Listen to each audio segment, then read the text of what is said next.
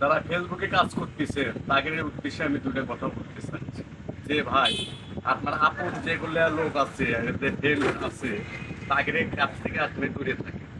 দূরে থাকার কারণটা হলো এই, আপনার ভিডিও তারা কোনো সময় যদি দেখেও না বা প্লাস লাইক কমেন্ট তো নাই, তারপরও আপনি গেলে সমালোচনা বেশি হয়।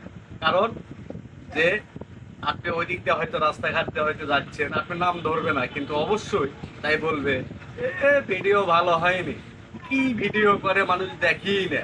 এই যে বিভিন্ন রকম আপনার যে কথাবার্তা, এই কথাবার্তাতে আপনার মন ভেঙে যায়, আপনি ফেসবুকে এগাতে পারবেন না।